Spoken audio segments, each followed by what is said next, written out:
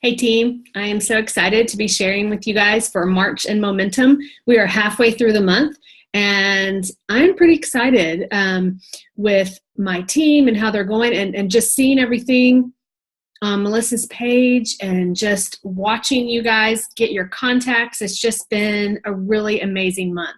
So I am pretty excited. So I'm Kim Tharp, for those of you that don't know me. I'm Melissa's level 1. And today I'm going to share with you some truths that I have learned and a little bit about some positive mindset. And so how this is going to help push you through the rest of this month and hopefully all the way up to jewel status. All right. So what I'm going to talk to you about today, old ways won't open new doors. So think about that. If you continue doing the same thing you're doing, will you get to the goal that you're trying to reach? The good news is that this month we've had you focusing on getting contacts. And that is definitely something new if you haven't been doing that. So that's pretty neat. Okay. So here's some keys to being successful, not just in life, but also in your Plexus business. So I really think that sometimes we fight the wrong battles. And we have to remember who our real enemy is and who it's not and what it's not. So I think the thief tries to steal joy and happiness from your life in 3 main ways. I think the first way is with your past. The enemy loves to remind you of things you have done in your past that may not be your most stellar moments, that may be things you regret, things that you have not truly given over to God and let Him redeem you and forgive you and move on. And there's so many things that you can just keep playing in your head from your past. I shouldn't have done that. Why did I do that? I truly regret that. So these are things that we have to learn to let go of. And sometimes we have to let go of them every day. You can't let your past decisions and hurts define you today in this life. So you have to replace that negative with a truth. And the truth would be that you need to move forward and learn to forgive yourself. And then you need to learn to move on. And maybe it's something you're going to have to tell yourself every day. In your Plexus business, do you deserve a thriving business? Are you afraid of success? Are you afraid of failure? These are questions you really should ask yourself and really start to kind of dig around and see if you're not where you want to be currently in your Plexus business. Is something holding you back? And is it that you truly think your past is holding you back? That you don't deserve a thriving business, maybe because of something you did in your past? So think about that. And also, a lot of people are afraid to get in because of past hurts with other network marketing businesses. I mean, there's a lot of bad network marketing businesses out there, right? So we have to always think about that people could be hurt from that as well. And you may be one that has been, but you took that chance with Plexus, and we're so happy. I'm so happy that you did, because Plexus is different. I know I've done many other ones. So write that down. Think about your past. Think about if there's something in your past that's holding you back, that's something you need to move on and let go of. Okay, the third way that the thief tries to rob your identity is when you try to build your identity and your opinions on the thoughts of others. So think about that. Obviously, in high school, it's a bigger deal maybe for girls necessarily in high school and college than boys. I think as women, we deal with this all the time in church, perhaps, maybe at a job. We really worry about what other people think. And truly, does it matter? It really, really doesn't. God's truth is what matters. And you know He loves you because He made you, and He made you in His image. So it's something that we really need to work on, is not caring about the opinions of others. Now, I'm not saying that you should just, let it all go and just do whatever you want. Obviously, we have standards and morals that we need to live up to. So obviously, I'm not talking about that kind of, but you shouldn't worry that your neighbor thinks that you're weird because you go to church on Sunday, or that you're weird because you sell that pink drink. Because you know how many lives you've changed, and they may not know that. I know how many lives I've changed and how many lives I've helped, and you do too. And if you're new at this, you're not there yet. But then you need to build your belief on others, build your belief on what you have seen, the testimonies of others and your uplines, and people, like Melissa and I and Jamie and Janelle and all of these Jules that are hosting these trainings for you this month. Build with their belief. Use their belief until you have your own. How many of us do things because others are watching? Okay, this is an interesting thing. When you go to the bathroom, do you always wash your hands afterwards? Or if there's nobody in the bathroom and you're not eating lunch, do you sometimes skip washing your hands because no one's watching you? Okay, that's kind of gross, but I'm just using that as an example. You darn well know kids do it, right? If there's somebody watching them, they're going to wash their hands or brush their teeth or whatever it is. And that's just a silly example, but think about it. Because people are watching, we do certain things or we don't do certain things. We feel pressure because they're watching. So think about it. Really think about this. The building an identity on opinions and thoughts of others. I guarantee you cannot pay your bills on the thoughts of your neighbors or the thoughts of someone on Facebook that thinks you're crazy for doing Plexus. If I had stopped, I had people in my family think I was crazy. Most of them now are selling Plexus or using it.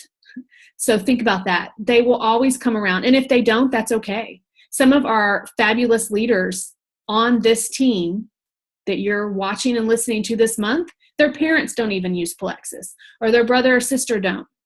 So don't worry about what other people think. You just keep your train moving forward and put those blinders on if you need to.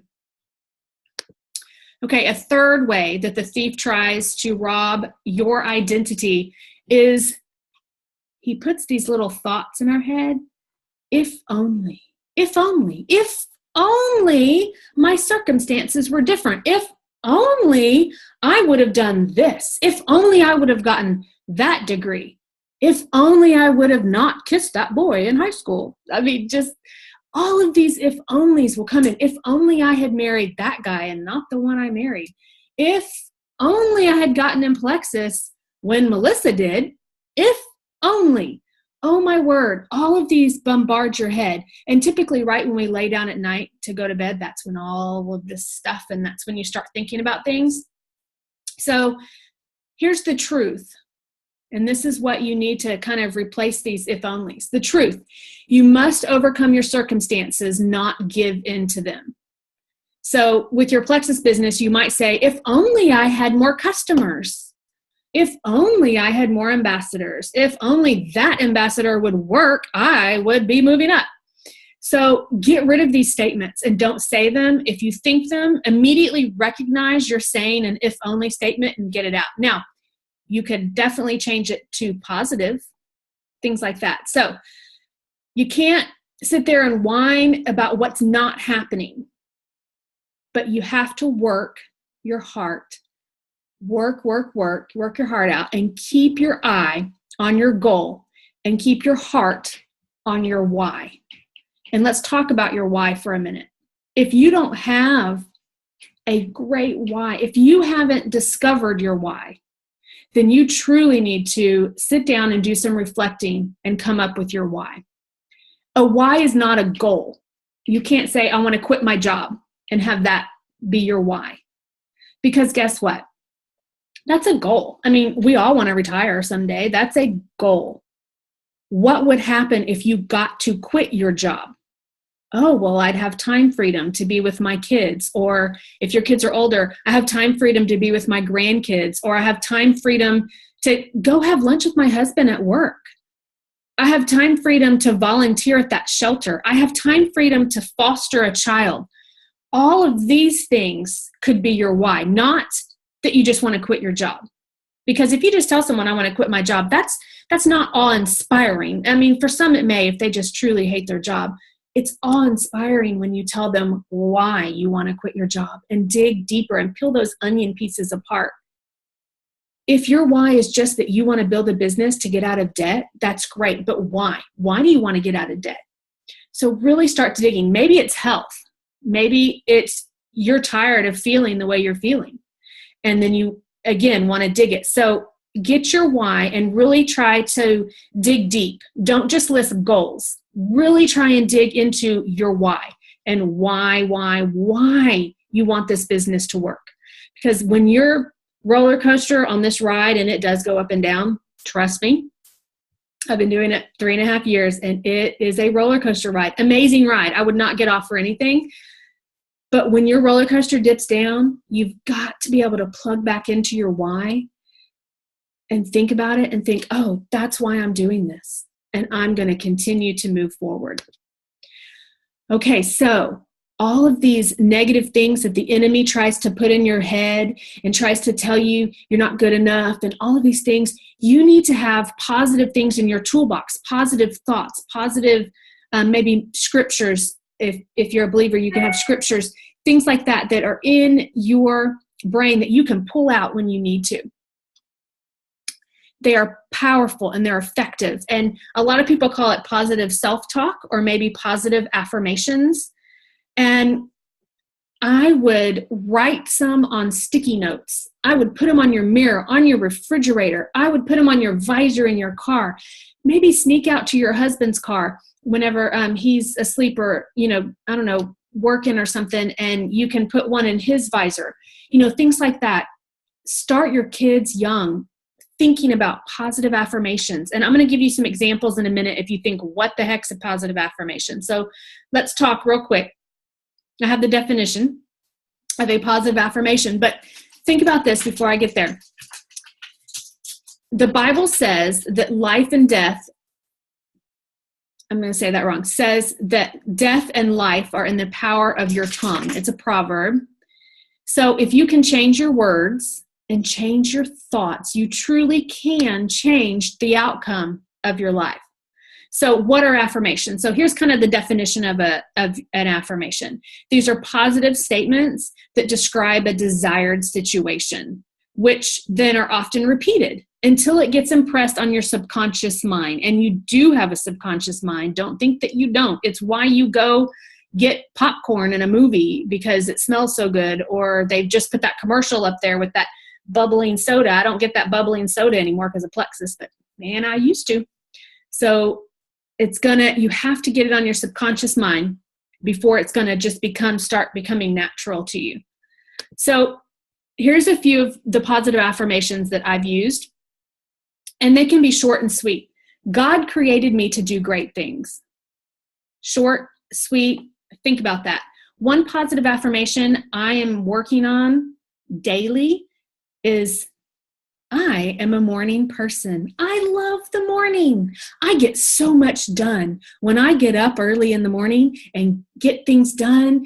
And I am a morning person. I am a morning person.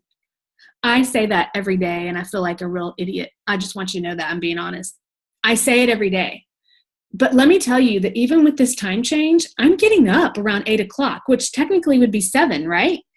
Whereas before I was doing this, on weekends, I could sleep into like 9 and get up at 10 and eat breakfast at noon. I mean, I can do that, y'all, and not feel guilty about it. Anyway, so I'm really enjoying changing my mindset because I've said I'm not a morning person since high school. And here's the bad thing. I'm moving this on to my daughter because I've said she's not a morning person either. And so now she's thinking at 11 years old, I'm not a morning person. I'm not a morning person. Total shift in mind can change your life. Here's a few more. Are you scared to talk to strangers? Then you need this one. When I speak, people are drawn to me. They want to hear what I have to say. Yeah, you sound like an idiot saying it, but say it. The more you say it, the more courage you have to go talk to that person. So that's just kind of a little bit on mindset and how it can really change the way you think and the way you do your business. Later this week, Melanie's going to do an entire lesson just on mindset for you. So they can dig a little bit deeper later this week. So be sure to tune into hers. Guys, I've had a great time sharing with y'all, and I just love this team. I love Plexus, and I love you guys. So I hope you have a great week, and I will talk to y'all soon.